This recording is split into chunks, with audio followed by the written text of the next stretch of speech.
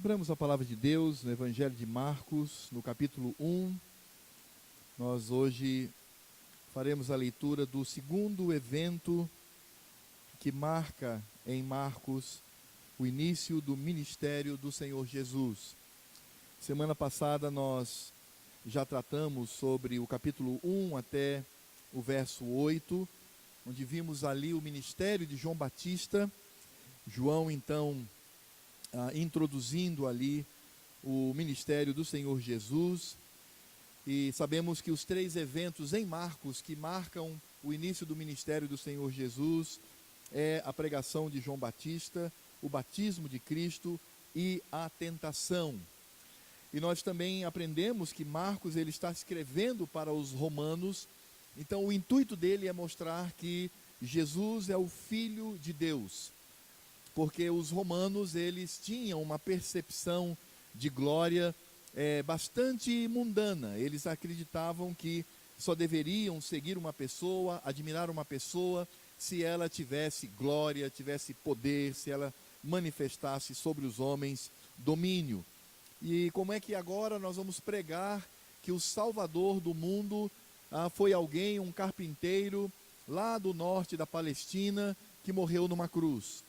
Então Marcos ele possui esse intuito de mostrar aos romanos quem de fato Cristo é, ou seja, Jesus como o Filho de Deus. E a nossa leitura vai do verso 9 ao verso 11, quando após a pregação de João Batista, o Senhor então ele surge para ser batizado, e vamos meditar um pouquinho sobre o significado desse batismo na vida do Senhor Jesus. Diz assim, de 9 a 11 do capítulo 1 de Marcos: Naqueles dias veio Jesus de Nazaré, da Galileia, e por João foi batizado no rio Jordão. Logo ao sair da água, viu os céus rasgarem-se e o Espírito descendo como pomba sobre ele.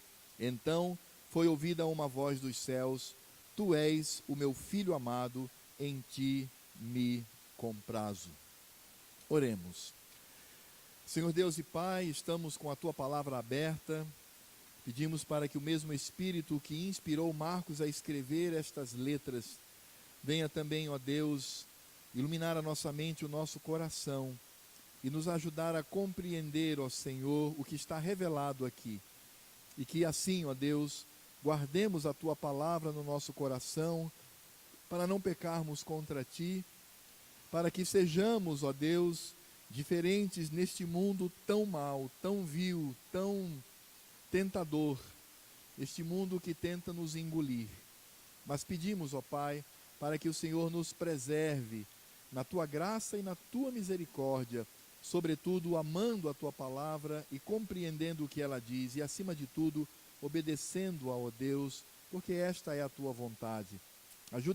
Ajuda-nos nisto, ó Deus, é o que eu te peço, em nome de Cristo. Amém. Meus irmãos, o momento do batismo de Cristo, ele está determinado aqui por Marcos. Como eu disse semana passada, Marcos ele é muito econômico ao escrever. E ao mesmo tempo ele é muito intenso. Ele muda de assunto e já traz toda a intensidade daquele evento. Portanto, quando ele termina sobre as palavras de João Batista, então em 3 versículos, de forma bastante contundente, ele fala do batismo de Jesus. E é interessante pensar que ele usa uma expressão no verso 9, naqueles dias.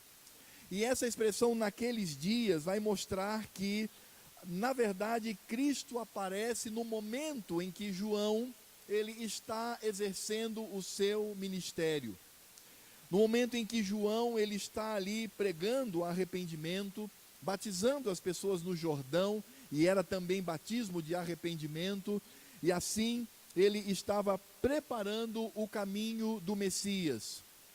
Interessante pensar que João Batista, ele não começa de imediato falando do Senhor, embora o Evangelho de João nos mostre que ele fala: eis o Cordeiro de Deus que tira o pecado do mundo.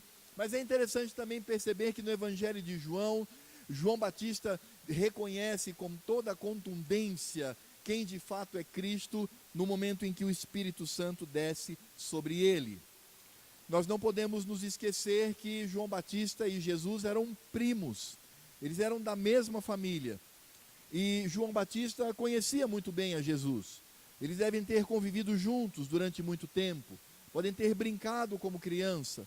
Então, eram da mesma família, mas nós percebemos que João Batista reconhece que Jesus é o Messias, que Jesus é o Cristo. Então, nesse sentido, nós podemos perceber o que Marcos faz como uma transição entre o ministério de João Batista e o ministério do Senhor Jesus. A palavra de Deus nos diz que Jesus, quando desceu para ser batizado, ele tinha aproximadamente 30 anos. Isso nós encontramos, esse registro lá no Evangelho de Lucas, capítulo 3, verso 23. Diz lá que Jesus começa o seu ministério com 30 anos de idade. E aí o texto nos dá a entender, e todos os outros evangelhos também, mostram que Jesus, que morava ali ao norte, e vejam que Marcos vai identificar isso, dizendo, naqueles dias veio Jesus de Nazaré da Galileia. Então, o Senhor Jesus que morava em Nazaré na Galileia, tendo uma vida com anonimato extremo, era uma pessoa comum, era uma pessoa ali da aldeia. Possivelmente Jesus, ele seguia o ofício de seu pai, era um carpinteiro, ele estava ali misturado com as pessoas, ninguém o conhecia, ninguém sabia quem ele era, salvo, obviamente, creio eu, a sua própria família. E aí então, quando ele completa 30 anos de idade, as Escrituras dizem então que ele sai da sua terra, sai do norte e vem até João Batista para ser batizado. Inclusive Mateus vai dizer que Jesus sai com este propósito. A impressão que nós temos é que Jesus ouviu lá da sua cidade, em Nazaré da Galileia, ouvindo que alguém estava pregando e batizando no Rio Jordão, e possivelmente Jesus toma conhecimento de que era João Batista, o seu primo, e aí então ele tem o discernimento de que naquele momento ele deveria se apresentar como o Messias. Então é interessante pensar que o batismo de Jesus é o momento em que ele sai do anonimato, em que ele sai da sua cidade, da sua região, e ele passa agora a exercer o seu ministério.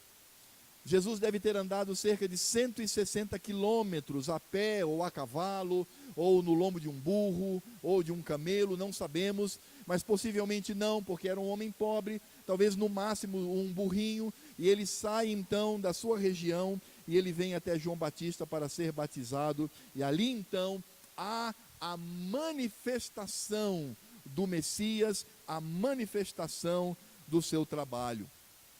E isso é interessante porque quando nós olhamos para as Escrituras, nós vamos perceber que elas não falam nada acerca da infância de Jesus e nem da sua adolescência. O que nós temos são poucos registros, como por exemplo o fato de que Herodes tentou matar ao Senhor, ele possivelmente deveria ter entre 1 ano a 2 anos de idade, seus pais fogem para o Egito e depois voltam, e Mateus então identifica isso como o cumprimento de uma profecia. Depois nós temos o Senhor Jesus discutindo com os doutores com 12 anos de idade, e aqueles doutores da lei então maravilhados com a vida dele, mas temos apenas isso, depois não temos mais nenhum registro. É interessante como nós vemos tantas pessoas que especulam sobre o que Jesus fez nesse período. Tem gente que diz que ele foi para o Extremo Oriente, tem gente que diz que ele foi para os essênios lá em Qumran, tem gente que diz que ele foi aprender mágica para poder realizar. Há tantos discursos estranhos, mas os evangelhos eles não afirmam isso. O que os evangelhos dizem é que Jesus estava ali em Nazaré da Galileia, ele estava naquela região, ele morou ali junto com seus pais, trabalhando junto com José, e aí quando fez 30 anos, então ele vai e se manifesta como o Messias. Então o Evangelho não tem nenhuma preocupação em entender como se fosse um momento mágico na vida do Senhor Jesus. Não, ele teve uma vida normal, era uma criança normal, um adolescente normal, um jovem normal. Obviamente falo como homem, o Cristo homem, e ele então morou ali com seus pais, e aí no momento certo, no momento determinado pelo Senhor, ele se manifesta como o Messias, ele se manifesta como o Cristo. Agora, a pergunta que nos cabe aqui nesse texto, dos versos 9 a 11, que Marcos nos traz, a pergunta que ecoa no nosso coração e na nossa mente é esta: por que Jesus se batizou? Então, essa é a pergunta. Qual foi o objetivo do Senhor Jesus em se submeter ao batismo de João? E nós precisamos compreender que o batismo de João era um batismo para arrependimento. João Batista então ele pregava de forma muito dura, muito agressiva às pessoas, chamava-os de filhos de cobra, dizia que o machado estava à raiz, dizia que o Senhor vinha, inclusive mencionando sobre o próprio Cristo, ele diz, ele batiza com o Espírito Santo, mas também batiza com fogo, ele vem com juízo, ele tem uma pregação um tanto dura, e o que ele de fato estava tentando fazer com que Deus suscitasse no coração daquele povo era arrependimento. Então as pessoas ouviam aquilo, iam até ele dava mais uma palavra, as pessoas demonstravam arrependimento e ele então as batizava. Então o batismo de João não é o batismo cristão, não é o nosso batismo, era o batismo do Velho Testamento, era um ritual de purificação do Velho Testamento, apontando para o arrependimento daquelas pessoas. Então nós não podemos dizer em absoluto que Jesus ele foi até João Batista porque estava arrependido de alguma coisa. Nós não podemos afirmar que o Senhor Jesus, ele tinha algo que confessar, algum pecado a confessar e ali então ser batizado. Isso seria um absurdo, porque nós sabemos que Jesus não tinha pecado. Ele era homem como qualquer um, mas ele não tinha pecado, ele era puro, ele era isento de qualquer mancha, porque ele, sendo homem, ele também era o Filho de Deus, o Deus encarnado, aquele que nunca experimentou o pecado. Mas aí continua a dúvida, bem, mas e por que então ele foi batizado? Qual foi o objetivo?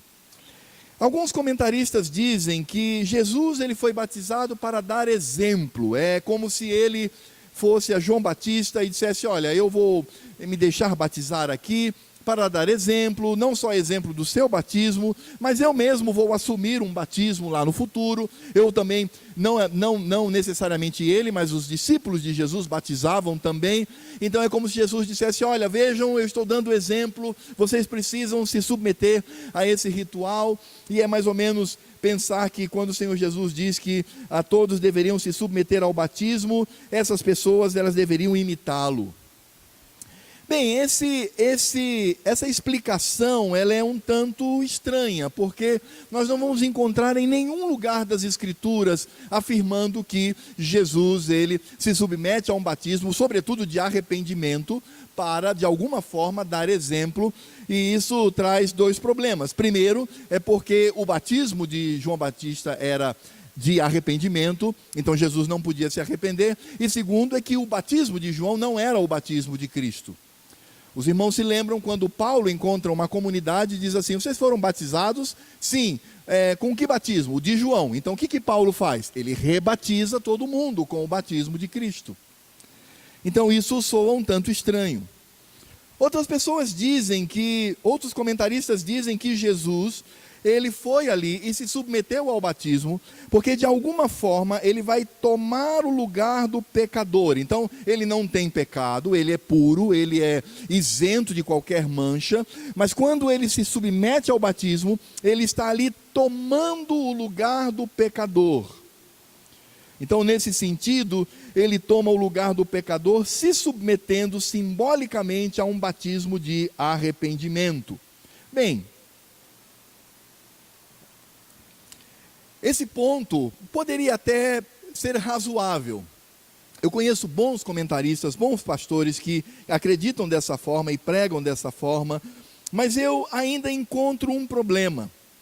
Porque quando nós olhamos para a explicação de Jesus para o batismo, porque se os irmãos forem lá em Mateus capítulo 3, está claro ali, quando o João Batista diz assim para Jesus: mas como é que você vem a mim?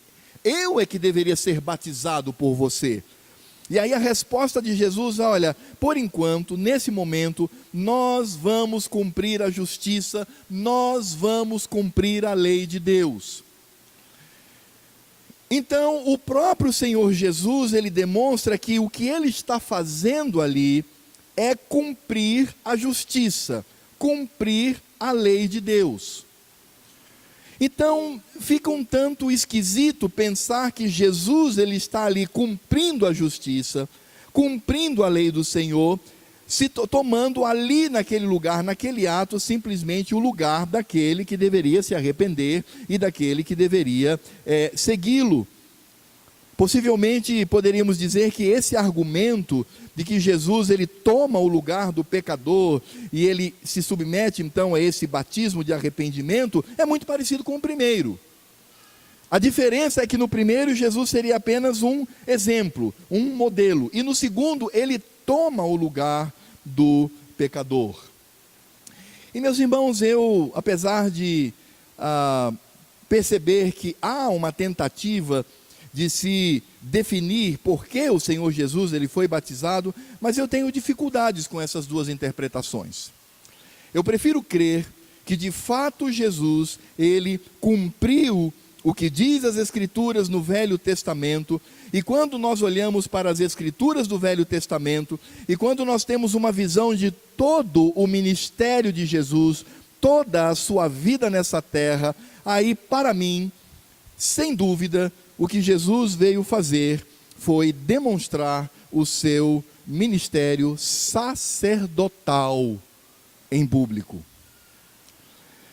Os irmãos sabem que o ministério de Jesus manifesta 3 atuações: sacerdote, profeta e rei. Então, quando nós olhamos para Jesus, ele é o sumo sacerdote, ele é o grande profeta e ele é o rei todo-poderoso. Quando nós olhamos para o restante da vida de Jesus, nós vamos perceber que cada ministério, tanto o sacerdotal, quanto o de profeta e o real, como rei, esses ministérios, nós temos a sensação, a ideia de que cada um deles foi confirmado por Deus. O que eu quero dizer é que cada ministério, como sacerdote, como profeta, como rei, houve um evento semelhante, quando Deus vai demonstrar que de fato o seu filho é o sacerdote, o profeta e o rei. Se não, vejamos, todos esses eventos que vão demonstrar esse ministério triplo de Jesus, cada um deles, nós vamos perceber que há um evento, há um acontecimento que indica aquele ministério. No nosso caso aqui, é o batismo, e nós vamos discorrer sobre isso, nós vamos debater sobre essa questão de que o batismo, a água, ela traz esse elemento indicador de que Jesus ele está sendo batizado ali como um sacerdote. Depois nós temos o evento de Jesus na transfiguração, e na transfiguração nós temos Moisés e Elias, a lei e os profetas. Então ali naquele momento Deus diz assim: esse é o meu filho amado em quem me comprazo, a ele ouvi. Então é claro que ali está claro o ministério profético, e vejam, há uma indicação, não é mais água, porque a água foi para o sacerdócio, mas a presença das Escrituras na pessoa de Moisés e na pessoa de Elias. O terceiro evento que nós encontramos, também há um indicador, ou um indicativo, que é a entrada triunfal de Jesus em Jerusalém. ele monta num jumentinho, virgem, ele entra, e as pessoas então começam a dizer: Hosana, aquele que vem em nome do Senhor, bendito seja o filho de Davi, és o rei sobre todos e tal. Então há um evento que aponta não para o sacerdócio, porque isso foi a água, não para o profeta, porque isso foram as escrituras em Moisés e Elias, mas a entrada em Jerusalém, na cidade santa. Ele entra e é aclamado como rei. E aí os irmãos sabem, ou pelo menos alguns se lembram, que João, o evangelista, diz que naquele momento, quando Jesus está discutindo com algumas pessoas, ele diz: Pai, glorifica o teu nome. E aí diz que se ouve uma voz do céu dizendo: eu já o glorifiquei e o glorificarei. Tanto que algumas pessoas dizem que aquilo é como se fosse um trovão. Muitos não entenderam que ali era a voz de Deus. Então, vejam, se nós olharmos para a vida de Jesus como um todo, nós vamos perceber isto. Vamos perceber que há um evento indicador, onde indica o ministério de Jesus, ou o sacerdócio, ou o de profeta, ou o ministério de rei, como rei. E nós vamos encontrar também um segundo elemento muito importante, é que nos 3 eventos no ministério de Jesus há testemunhas. Cristo, quando é batizado por João Batista, as testemunhas veem o que acontece. Quando Jesus está com Moisés e Elias para o ministério profético, há testemunhas, 3 discípulos estão com ele, e no momento em que ele entra em Jerusalém, há uma multidão de testemunhas. Portanto, foi um ato público.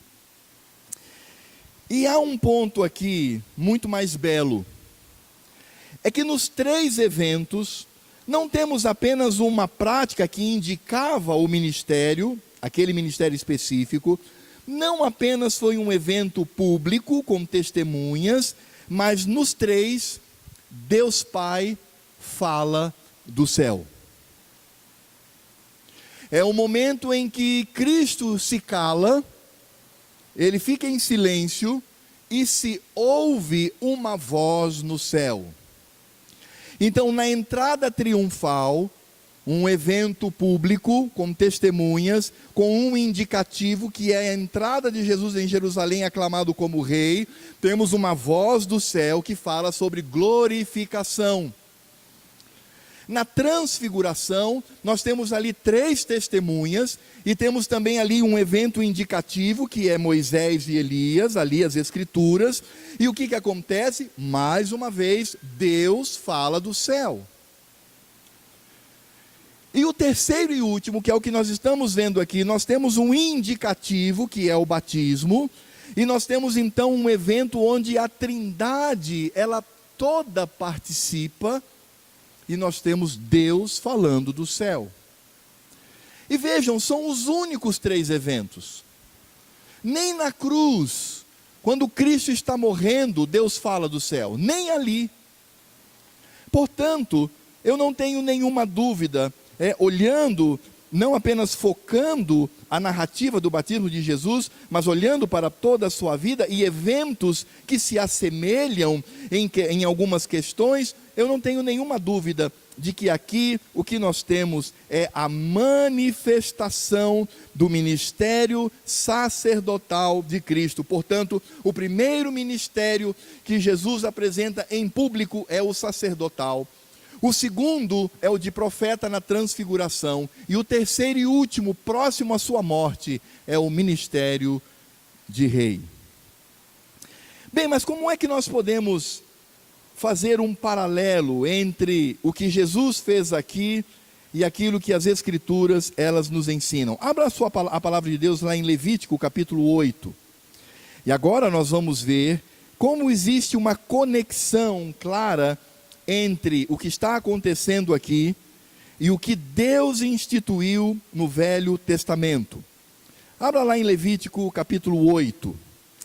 Levítico capítulo 8, a semelhança de Êxodo 29, de 1 a 37, está falando aqui da consagração do sacerdote, ou seja, como que eles deveriam no Velho Testamento consagrar um sacerdote. Então vamos ver isto, começando do verso 1, do capítulo 8 de Levítico.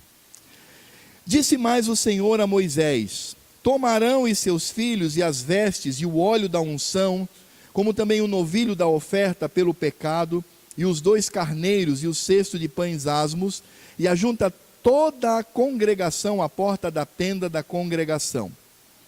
Fez, pois, Moisés como Javé lhe ordenara, e a congregação se ajuntou à porta da tenda da congregação. Então disse Moisés à congregação: isto é o que o Senhor Javé ordenou que se fizesse. Aí, primeiro, e fez a chegar Arão e seus filhos, e os lavou com água. Então, a primeira prática para a consagração daqueles homens ao ministério sacerdotal foi um banho público. Um banho que eles tomaram na frente da congregação. Então, vejam só isso. Não foi um banho privado. Eles não tomaram banho num lugar separado, não. Eles ficaram diante da multidão e foi jogado sobre eles água.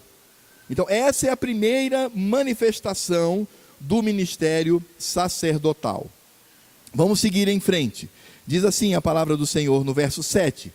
Vestiu Arão da túnica, cingiu-o com cinto e pôs sobre ele a sobrepeliz.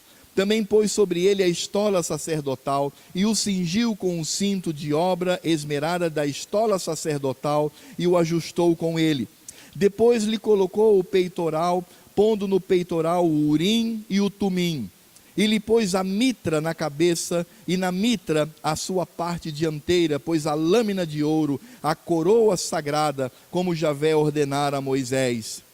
Ou seja, o segundo momento foi demonstrar pela roupa que aquele de fato era o escolhido de Deus para exercer o sacerdócio. Aquela roupa com todos esses elementos mostrava a autoridade. Esta pessoa está autorizada a exercer o ministério sacerdotal. Verso 10. Então Moisés tomou o óleo da unção e ungiu o tabernáculo e tudo o que havia nele, e o consagrou, e dele aspergiu 7 vezes sobre o altar, e ungiu o altar e todos os seus utensílios, como também a bacia e o seu suporte para os consagrar. Depois derramou do óleo da unção sobre a cabeça de Arão, e ungiu-o para consagrá-lo. Primeiro, eles tomam um banho público, na frente de todo mundo. Segundo, lhes é colocado toda a roupa que demonstra a autoridade de Deus. Terceiro, eles tomam o óleo da unção e ungem não somente os elementos do ministério sacerdotal, a pia, o altar, tudo que era utilizado pelo sacerdote, mas o próprio sacerdote, ele é ungido com óleo para demonstrar ali consagração. Meus irmãos, quando nós aplicamos estas tipologias a Cristo, nós vamos ver que o que acontece ali, de forma muito mais simplificada, é exatamente isto. O que vamos perceber é que esse ritual de consagração do sacerdote não era outra coisa senão apontando para Cristo. Quando Moisés realiza todo aquele ritual no deserto sobre Arão e seus filhos, na verdade, o que ele está ali fazendo é um ritual que aponta para o Cristo, o sumo sacerdote, e este gesto, que depois foi repetido por tantos anos, este gesto apontava para Cristo sendo batizado por João Batista em público para exercer o seu ministério. Jesus, ele tomou um banho público, isso foi o batismo. Em segundo lugar, lhe foi reconhecida a autoridade, ele não precisava usar o aparato de sacerdote, porque ele era a autoridade, ele era e é o Cristo, ele é Deus. Então não houve nenhuma necessidade de colocar sobre ele roupas que delegassem a autoridade, essa autoridade ele já tinha. E em terceiro lugar, o que acontece é que o Espírito Santo desce dos céus e pousa sobre ele. A unção do Velho Testamento, toda ela, apontava para o Espírito de Cristo, o Espírito Santo que desceria sobre as pessoas. Então, o batismo é o banho. A autoridade reconhecida de Jesus como Cristo é a roupa. E o óleo da unção é o Espírito Santo sobre ele. Mas há um elemento aqui que nós precisamos também afirmar. É porque não houve apenas um banho público e não houve apenas a descida do óleo sobre a cabeça daquelas pessoas, mas houve também um ritual de purificação, e aqui é que a tipologia se torna tão linda, porque após a unção com óleo, nós não vamos ler por uma questão de tempo, mas Moisés vai mostrar detalhadamente todos os holocaustos, os animais que eram mortos, para a purificação daqueles com relação ao pecado.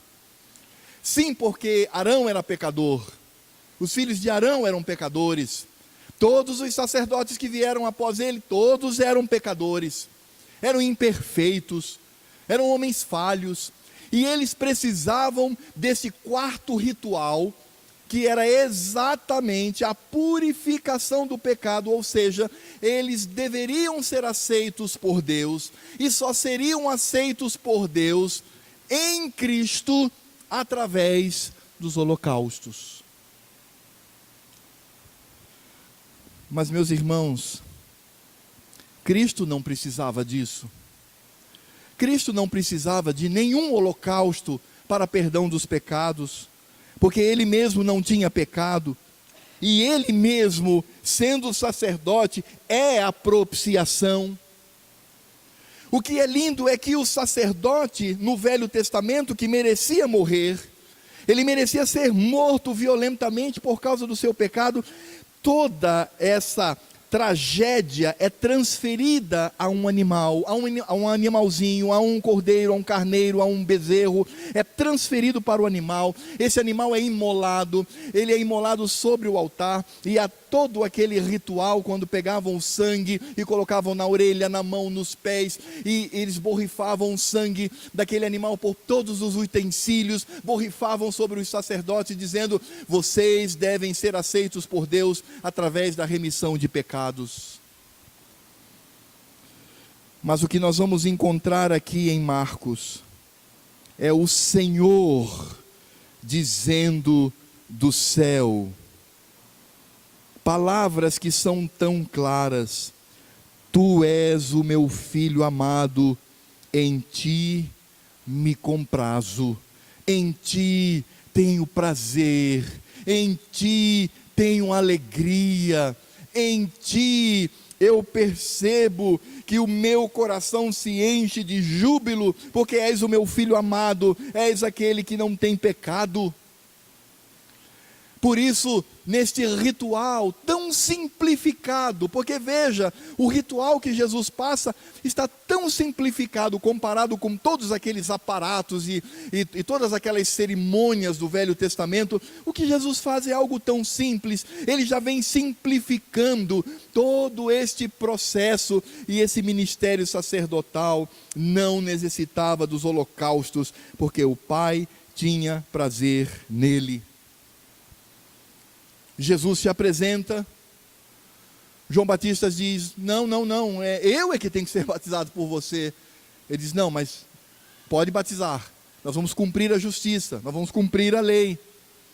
Jesus então, na frente de todos, passa pelo ritual de um banho. Então esse foi o significado do batismo. Esse batismo de Jesus, absolutamente nada tinha a ver com arrependimento. Nada tinha a ver com confissão de pecado, nada tinha a ver sequer, penso eu, em Jesus, de alguma forma, dar exemplo daqueles que deveriam se arrepender. Não, aquele batismo foi um banho público para o início do ministério sacerdotal do nosso Cristo. Interessante, porque Arão foi ungido juntamente com os seus filhos, o óleo foi derramado. As Escrituras dizem que o Espírito Santo, ele desce com a aparência de uma pomba e pousa e repousa sobre Cristo. Isso também é outro mistério. A pergunta é: por que uma pomba? Bem, muitos trazem tantas respostas para isto, mas eu particularmente acredito que aqui há uma alusão, mas isso é uma conjectura minha. Aqui há uma alusão a Noé, quando ele está ali no final do dilúvio, e ele percebe que a terra está sendo renovada, que a terra está agora habitável novamente, quando ele via uma pomba, e ela volta com uma folhinha no bico, e depois ela vai e não volta mais.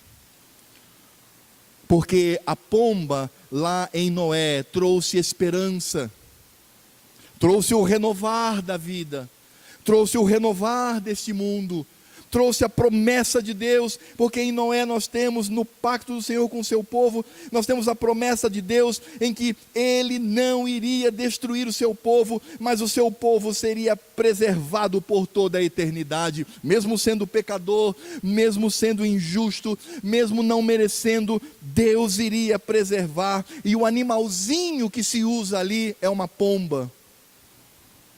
Quem sabe, quando Marcos diz que os céus se rasgam e desce então aquela pomba, quem sabe, não há alusão à esperança, à renovação, a um povo que será preservado pelo Senhor, e o Espírito Santo então desce desta forma. Eu particularmente gosto de pensar desta maneira, nesta tipologia da pomba como uma avezinha, que no dilúvio trouxe esperança, a esperança da renovação. Nós temos agora mais uma vez o Espírito Santo escolhendo essa forma para descer sobre Cristo, trazendo a esperança da renovação.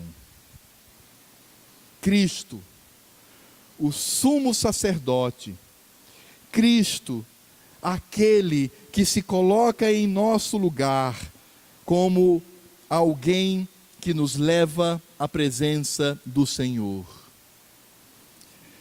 E aí poderíamos, de posse dessas informações, fazer uma segunda pergunta: e o que de fato Cristo faz como sacerdote? Porque, voltando mais uma vez para que os irmãos entendam com clareza, o batismo de Jesus foi a manifestação pública do seu ministério sacerdotal. Todos os elementos estão contidos em Cristo. Todos os elementos do Velho Testamento estão contidos naquele ato. E o Senhor diz inclusive: este é o meu filho amado em quem me comprazo. Ele é o verdadeiro sacerdote e ao mesmo tempo o holocausto para a remissão de pecados. Eu tenho prazer nele, ele não tem pecado, ele não deve nada, só me dá alegria. Portanto, ele é merecedor deste ato, desta ação. Mas o que de fato poderíamos pensar em termos de particularidade? Isso está claro lá em Hebreus, e eu peço para que você abra as Escrituras lá em Hebreus capítulo 4. E nós vamos perceber aqui o autor de Hebreus tratando sobre este ministério do Senhor Jesus. Hebreus capítulo 4, nós vamos ler do verso 14 ao verso 16, depois capítulo 5, de 1 a 10.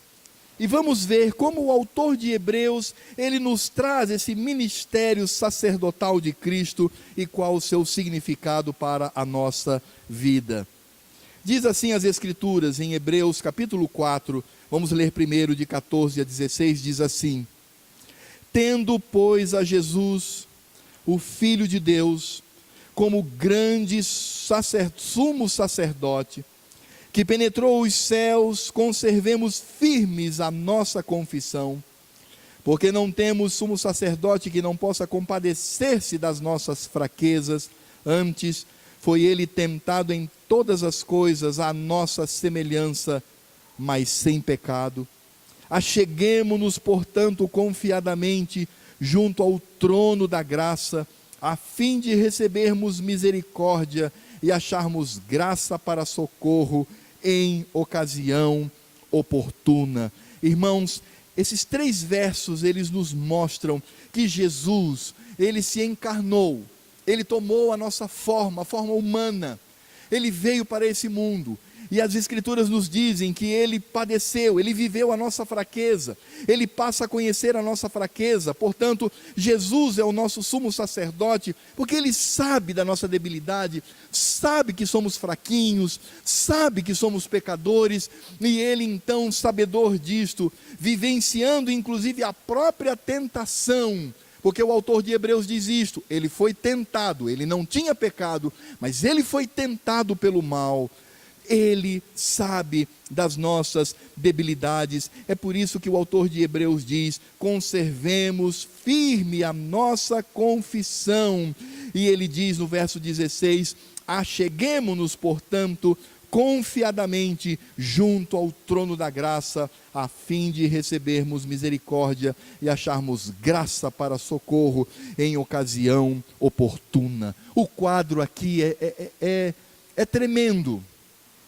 O que o autor de Hebreus está dizendo é que Deus Pai, o Todo-Poderoso, aquele que não suporta o pecado, assim como o Filho e o Espírito Santo também, mas olhando a função de cada um na Trindade, o Pai é aquele que por direito pode destruir o pecador, mas o autor de Hebreus diz: não, mas aproxime-se do trono, aproxime-se com confiança, vá tranquilo, porque quem está sentado nesse trono é o Filho, e o Filho é o sumo sacerdote, o Filho é quem nos conduz ao Pai, e esse Filho, ele veio a esse mundo, ele experimentou as nossas fraquezas, ele foi tentado mesmo não tendo pecado.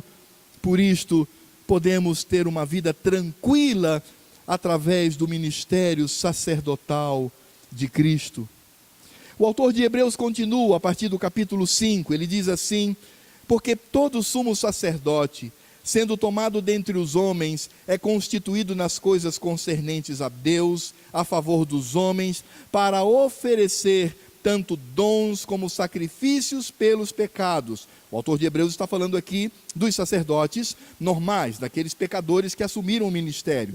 Ele diz: e é capaz de condoer-se dos ignorantes e dos que erram, pois também ele mesmo está rodeado de fraquezas. E por essa razão deve oferecer sacrifícios pelos pecados, tanto do povo como de si mesmo. Ninguém, pois, toma essa honra para si mesmo, senão quando chamado por Deus, como aconteceu com Arão. Segunda coisa que nós percebemos no ministério sacerdotal de Cristo é que os sacerdotes pecadores, mesmo sendo pecadores, eles se compadeciam do povo. Eles se compadeciam daqueles que estavam debaixo do pecado. O próprio Moisés, ele diz assim: Senhor, redime esse povo, ou risca-me do livro da vida. Ó Senhor, traz esse povo para próximo de si, trata-os, ó Deus, com misericórdia. E é exatamente isso que o autor de Hebreus diz. Mesmo como Arão, um homem fraco, um homem que não tinha poder em si mesmo, um homem pecador, mas ele se compadecia das pessoas que sofriam por causa do pecado. Aí o autor de Hebreus continua no verso 5: assim também Cristo a si mesmo não se glorificou para se tornar sumo sacerdote, mas o glorificou aquele que lhe disse: tu és meu filho, eu hoje te gerei. Como em outro lugar também diz: tu és sacerdote para sempre, segundo a ordem de Melquisedeque.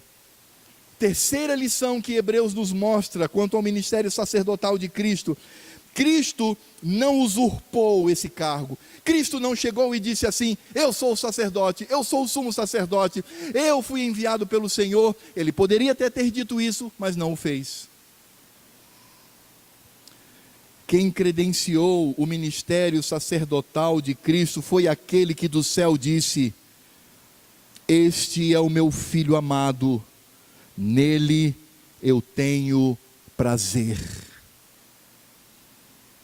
Portanto, Cristo, como homem que foi e continua sendo, ele não se glorifica, mas ele foi glorificado por Deus Pai, e o Senhor foi aquele que comissionou Cristo como sacerdote neste mundo. A outra verdade que o autor de Hebreus traz com relação ao ministério sacerdotal de Cristo, a partir do verso 7 do capítulo 5, ele, Jesus, nos dias de sua carne, tendo oferecido com forte clamor e lágrimas, orações e súplicas a quem o podia livrar da morte, e tendo sido ouvido por causa da sua piedade, embora sendo filho, aprendeu a obediência pelas coisas que sofreu. E tendo sido aperfeiçoado, tornou-se o autor da salvação eterna para todos os que lhe obedecem, tendo sido nomeado por Deus, este é o meu Filho amado em quem me comprazo, tendo sido nomeado por Deus, sumo sacerdote, segundo a ordem de Melquisedeque. Cristo, ele entende o nosso sofrimento.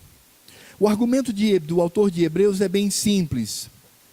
O que ele está dizendo é, assim como os sacerdotes pecadores se compadeciam das pessoas, Cristo se compadece de nós, porque ele conhece a nossa fraqueza, não apenas porque nos fez, mas também porque se tornou um de nós.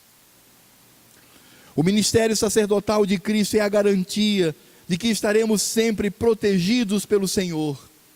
O ministério sacerdotal de Cristo é a garantia que temos de que estaremos sempre diante do Pai e não seremos consumidos pela sua ira, mas seremos atingidos pela sua graça. O ministério sacerdotal de Cristo é a garantia que nós temos de nós mesmos sermos sacerdotes, homens e mulheres, e termos ousadia de entrar no Santo dos Santos, entrar na presença do Senhor. Quando um crente, ele se ajoelha no seu quarto sozinho e ele clama pelo nome do Senhor, ele está ali em toda a contundência na presença do Deus Todo-Poderoso, e ele não é destruído, ele não é alvo da raiva e do ódio do Senhor, muito pelo contrário, ele é alvo do amor, da graça, e quando o crente faz isso, Deus o abraça, Cristo vai a ele, o Espírito Santo age no seu coração, e ele então está constantemente na presença do Senhor. Isto só é possível porque Cristo é o nosso sumo sacerdote. Isto só é possível porque Cristo, cheio de compaixão, cheio de amor, cheio de graça, vem a nós e nos conduz em segurança para a presença do Pai. Os irmãos perceberam como o autor de Hebreus, ele enfatiza constantemente aqui o sofrimento de Cristo, como Cristo sofre, e Cristo sofre por causa dos nossos pecados. Cristo morre por causa dos nossos pecados. A humilhação de Cristo, que começa no momento em que ele se torna uma minúscula célula no ventre de Maria, quando ele, o Deus Todo-Poderoso, ele se diminui e torna uma célula que vai desenvolver. Ele está vivendo a humilhação e o sofrimento, o padecimento como Deus. Quando o próprio Cristo, que vivia a comunhão com o Pai por toda a eternidade, ele mesmo se coloca como homem, e como homem ele vai se desenvolvendo, ele vai crescendo, ele vai alcançando, sem pecado, mas ele vai ali sofrendo tentação, caminhando, e Deus o conduzindo através do seu Espírito, conduzindo o Filho para o seu ministério, aperfeiçoando cada vez mais. Esse aperfeiçoar aqui não é porque era imperfeito, mas porque o ministério de Cristo ele vai crescendo até o ápice, e o ápice do ministério de Cristo é a ressurreição. Por isso que Paulo diz lá em Filipenses, que o Senhor Jesus ele se humilhou, tomou a forma de servo, de escravo, morrendo morte de cruz, mas após isto, o seu nome foi elevado sobre todo nome, porque agora o Deus Filho é um homem também, e que está à destra do Pai, como sacerdote. Cristo está ao lado do Pai. intercedendo por você. Sabe por que você está vivo hoje? Sabe por que você continua na fé dos apóstolos? Sabe por que você vai para o céu?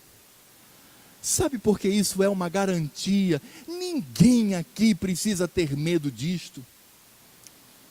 Eu me lembro que na minha infância, até já conversei muito com Sandra isso, nós já rimos bastante.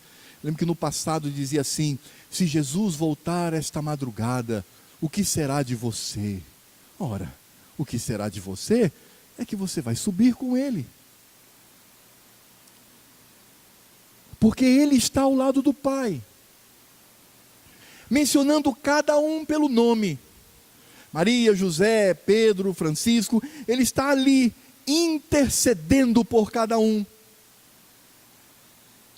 E quando nós cometemos pecado e nos arrependemos e vamos aos pés do Senhor com mãos sujas de sangue, Ele vai, e como Redentor e sumo sacerdote e o sacrifício, Ele nos limpa, Ele nos purifica de todo o pecado e somos recebidos pelo Pai. Meus irmãos, se não fora o ministério sacerdotal de Cristo, ninguém teria o direito de orar ao Senhor. É por isto que quando nós oramos em nosso nome, nós oramos em nome da Igreja Presbiteriana do Brasil, nós oramos em nome de algum profeta? Não, nós oramos em nome de Jesus. Porque eu oro, o Espírito Santo leva a minha oração e leva o carimbo, leva a assinatura. Quando o Senhor Deus recebe a nossa oração, a assinatura que Ele vê não é Alfredo, Francisco, Ele vê Cristo, o sumo sacerdote. Deus olha e diz: como eu tenho prazer neste nome. E Ele nos recebe com alegria. Este é o ministério sacerdotal de Cristo.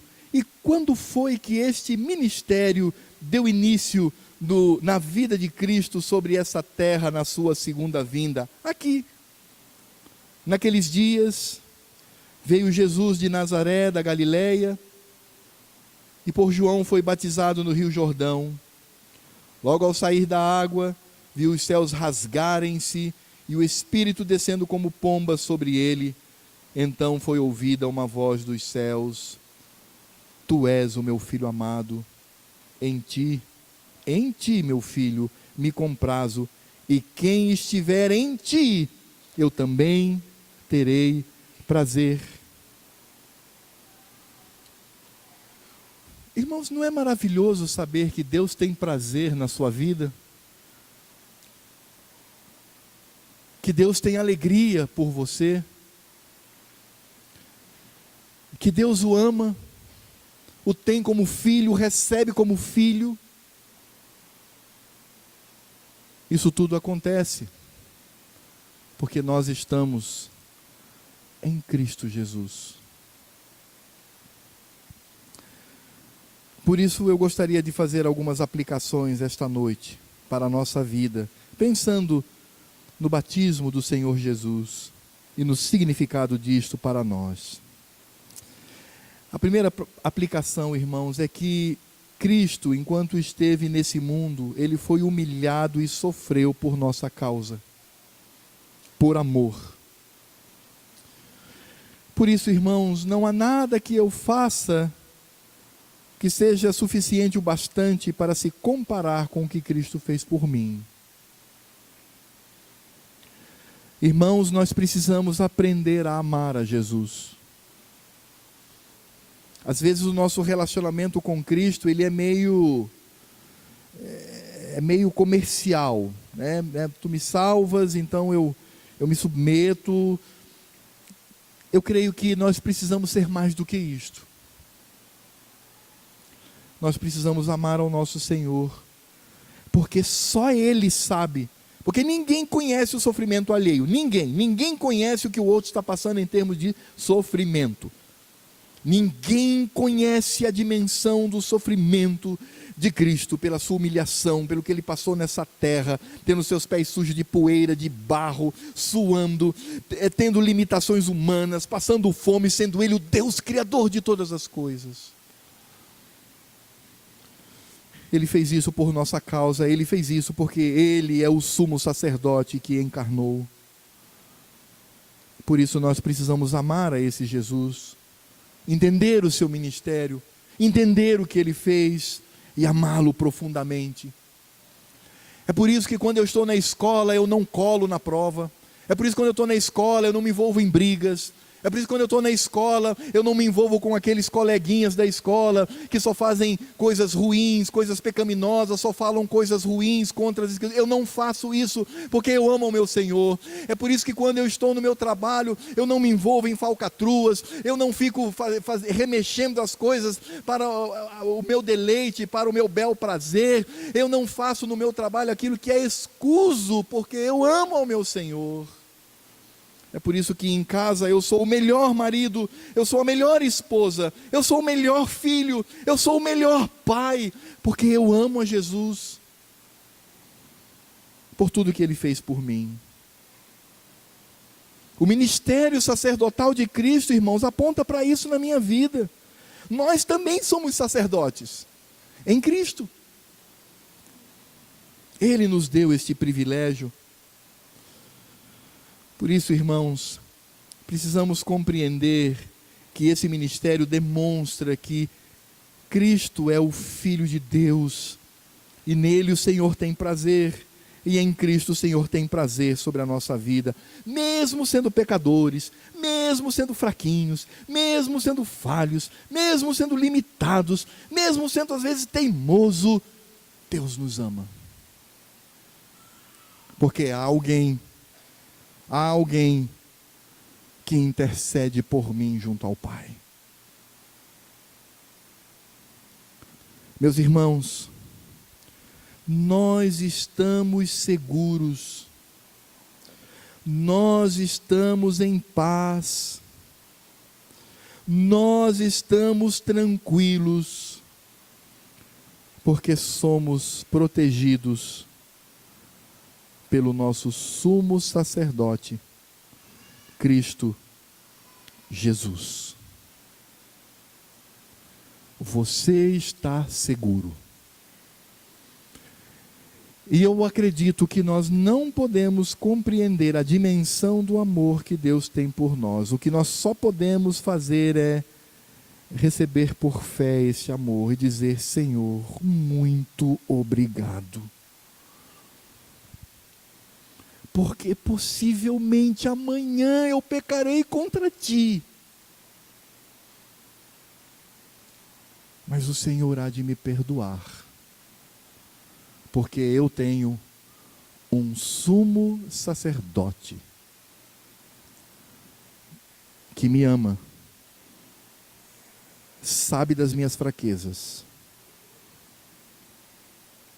e intercede por mim. Não façamos disso, irmãos, motivo para pecar, porque isso é mundanismo, isso é ser ímpio. Não. Façamos disto para lutar por uma vida de santidade, para a glória do Senhor. Vamos orar? Quero convidar o irmão Laércio, por favor, para vir aqui à frente e orar ao Senhor.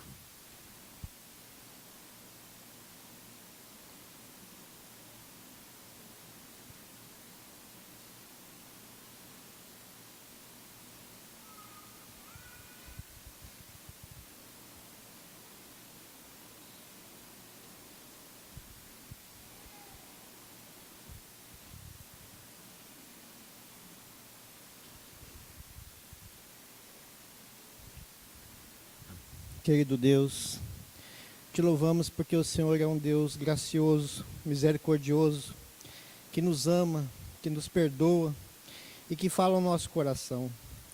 Eu te louvo por Jesus Cristo, nosso Senhor, que tem nos amado e a cada dia tem nos conferido a tua graça e a tua misericórdia. tem nos amparado nas nossas fraquezas, Senhor, e tem renovado as nossas forças na Tua presença.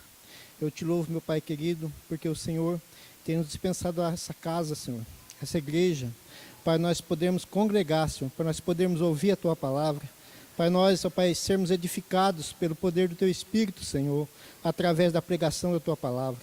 Te louvamos e te agradecemos, Senhor, e pedimos, ó Deus, que o Senhor nos abençoe, que o Senhor nos livre de todo mal e que o Senhor nos fortaleça para reconhecer a cada dia mais esse sacerdócio maravilhoso de Jesus Cristo, esse sumo sacerdote, Pai, que é o nosso Senhor e Salvador. Toda honra e toda glória eu te dou e agradeço por esse privilégio, por esta alegria de fazer parte do corpo de Cristo, do povo eleito do Senhor, para glorificar e engrandecer o teu nome neste lugar.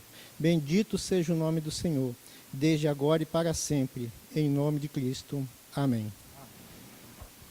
E que a graça do Senhor Jesus, o nosso sumo sacerdote, o amor de Deus Pai, que tem prazer em nós por meio deste sacerdote, e que a obra do Espírito Santo, que nos impele e nos capacita, ó Deus, no exercício da nossa jornada sobre essa terra, ó Deus, rumo a este sumo sacerdote, estejam sobre a minha vida, sobre a vida do Laércio, sobre a vida deste povo que se reúne aqui e sobre a vida de todo o povo de Deus que se reúne ao redor desta terra, que no dia do Senhor veio atender a convocação e cultuá-lo e ouvir a tua voz, agora e para todo o sempre. Amém.